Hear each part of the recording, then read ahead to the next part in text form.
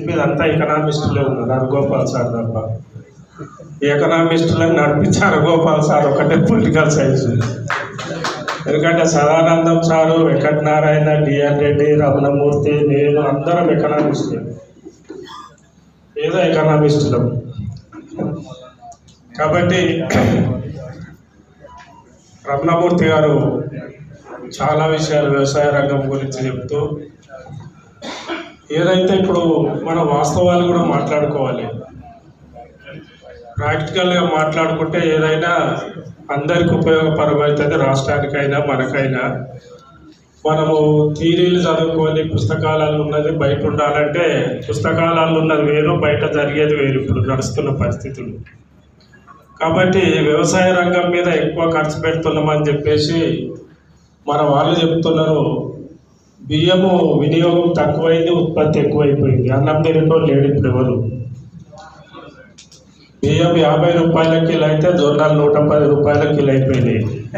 అందరు జొన్నలే తింటారు, ఇప్పుడు అన్నం తింటలేరు.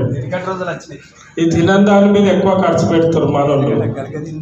పండించి ఎక్కువ పండించి ఏం చేయాలంటే రోడ్ల మీద వారేస్తున్నారు. మనం చూస్తున్నాం మొత్తం వరి పరిస్థితి ఎట్లున్నదని చెప్పేసి. చాలా వరకు కూడా అన్ని జిల్లాలలో రాజకీయ పార్టీలు ఏ పార్టీ వచ్చినా సరే కానీ తన ఓట్ల కొరకు రకరకాల పథకాలు చెప్పేసి జనాలను మాయలో ముంచి అధికారంలో రావడం అన్ని పార్టీలకు, ఇక్కడ కాదు తెలంగాణ అంతే, భారతదేశం అంతే, చివరికి అమెరికా అంతే. మీరు అందరూ చూస్తున్నారు, అన్నిటికంటే అప్పులాలు ఉన్నది అమెరికా రాష్ట్రం. అని పెద్ద దేశం అనేది అప్పులాలు ఉన్నది అమెరికా అని చెప్పేసి రోజు విచ్చలవిడిగా అది దేశం ఎట్లా నాశనం అవుతుందో మనందరికీ తెలుసు. కాబట్టి తెచ్చిన అప్పును సక్రమైన, ఎందుకంటే ఈ రాష్ట్రం ఏమో అభివృద్ధి చెందుతుంది, ప్రజలు పేదోళ్ళు అయిపోతుంది. ఈ హైదరాబాద్లో ఉన్న బిల్డింగ్లు ఎవరి తెలంగాణలోనే కావు, ఈ వ్యాపారాలు ఎవరి తెలంగాణలోనే కావు. మొన్నటిదాకా మన అందరం కూడా ఆంధ్రోళ్ళ మీద పడేసినాం. ఇప్పుడు ఆంధ్రోళ్ళు కూడా మనతోనే జరగలేదు, ఇప్పుడు నార్తోళ్ళు ఎక్కువైపోయారు. వ్యాపారాలు మొత్తం వాళ్ళ చేతులకు వెళ్ళిపోయినాయి. ఒక్క పల్లెటూర్ల వ్యాపారం కూడా తెలంగాణ ఉంది కాదు, ఈవెన్ ఆంధ్రోళ్ళది కూడా కాదు. నార్తోళ్ళ చేతులకు వ్యాపార రంగం అంతా వెళ్ళిపోయింది. భూములు కూడా వాళ్ళ చేతులకి వెళ్ళిపోయినాయి. హైదరాబాదులో డెవలప్మెంట్ అయిన కంపెనీలలో ఏ ఒక్కడు తెలంగాణ ఎంప్లాయీ లేడు. ఏ రాజకీయ నాయకులు కూడా ఉద్యోగాలు కల్పించాలనే ఆలోచన కూడా లేదు వాళ్ళకు. ఏమైనా ఉచిత పథకాలు పెట్టేసి జనాలను పనికిదారులను తయారు చేసి పెట్టేసి మొత్తం ప్రజల నుంచి కూడా స్పందన రావాలి. నేను హైయర్ ఎడ్యుకేషన్లో కూర్చొని వచ్చిన యూత్కి అందరికీ కూడా చెప్తున్నాను, నేను నాయన మీరు దండం పెడతారా నాయన, ఈ ఉచిత పథకాలను బంద్ చేసేది. ఫస్ట్ విద్యా వైద్యం 2 ఫ్రీగా పెట్టమని చెప్పండి. లైఫ్ లాంగ్ విద్యా ఉద్యోగం అనేది, విద్యా వైద్యం అనేది ఫ్రీగా ఉంటే వాడైనా అభివృద్ధి చేస్తాడు. వాడు ఆరోగ్యంగా ఉంటే ఏ పనన్నా చేసుకుంటాడు, విద్య సక్రమంగా ఉంటే ఏ పనన్నా దొరుకుతుంది. తెలంగాణలో ఇన్ని సర్టిఫికెట్లు పెట్టి దాదాపు 7 లక్షల మంది ఇప్పుడు చదువుతున్నారు డిగ్రీలలో. అందరూ ఇంతమంది సర్టిఫికెట్లు తీసుకొని పోతే ఎవరికి నౌకరు వస్తలేదు, ఎవరికి కూడా చదువులు కూడా లేవు, సక్రమంగా చెప్పిన పరిస్థితులు లేవు.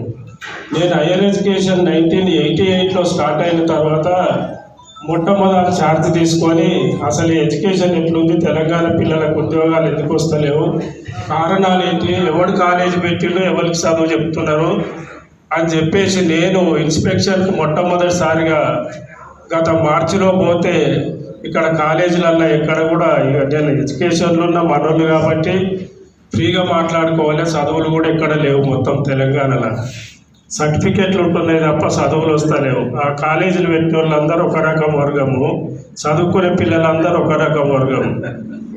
సేమ్ ఈ పిల్లలకి ఇచ్చే ఫీజు రియంబర్స్మెంట్ ఎట్లుందంటే మన ఏంటి రైతు బంధు లెక్కనే.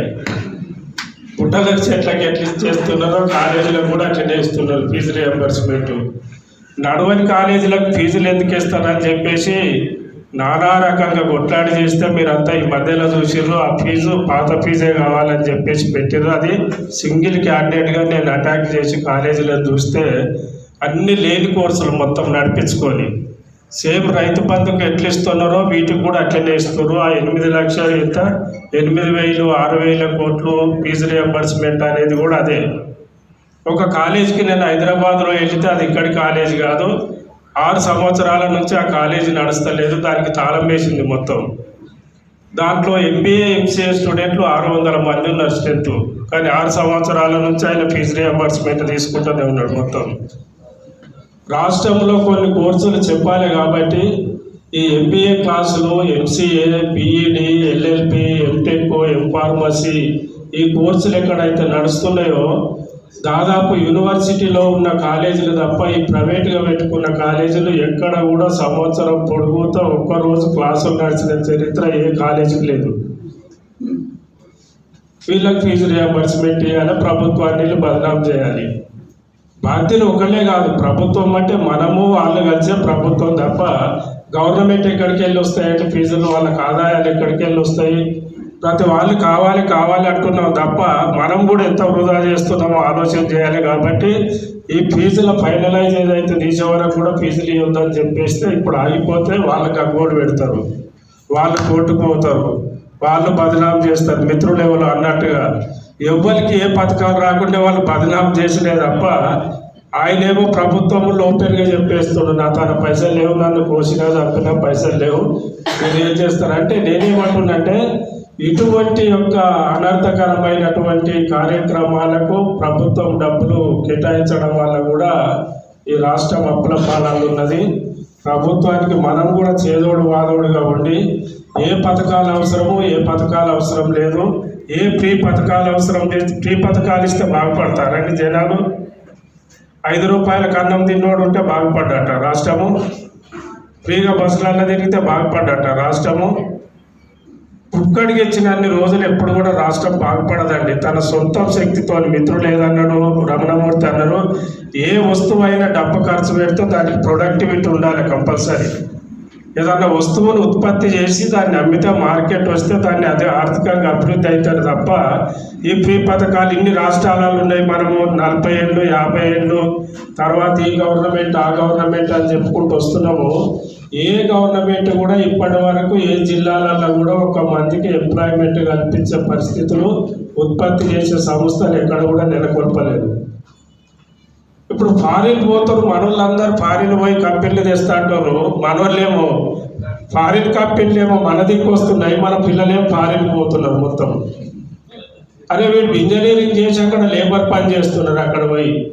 ఈ భారతీయ యూత్ అంతా బయట దేశంలో లేబర్ పని చేయడానికి పనికి వస్తారు తప్ప ఇక్కడ పనికి వస్తలేరు. ఎందుకంటే ఆ రకమైన ఎడ్యుకేషన్ ఇక్కడ మన మధ్య లేదు. హైదరాబాద్ అమెరికా కంటే ఎక్కువ అభివృద్ధి చెందింది. ఏ గేట్ కాడికి పోయినా ఒక తెలంగాణ కూడా కనబడతలేడు.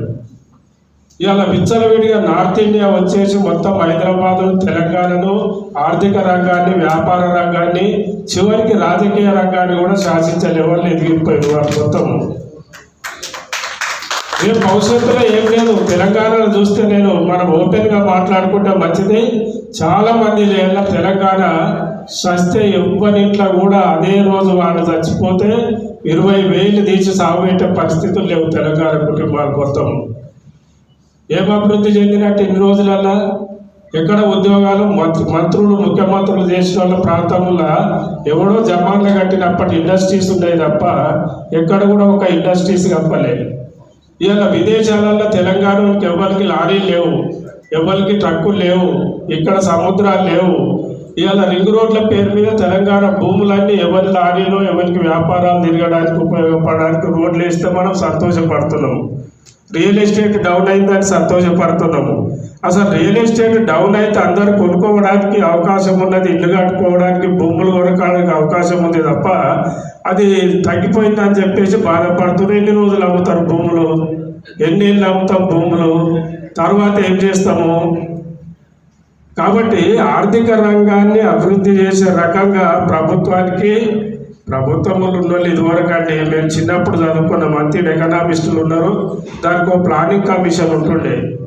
5 సంవత్సరాలకు ప్లానింగ్ కమిషన్ చేసి ఈ సంవత్సరంలో 5 ఏళ్ళకి ఇది ఉత్పత్తి చేయాలి, దాని మీద ఖర్చు పెట్టాలి, దాని మీద తేవాలని చెప్పేసి ఆ ప్లానింగ్ కమిషన్ చెప్పినట్టు ప్రభుత్వాలు నడుస్తుండే.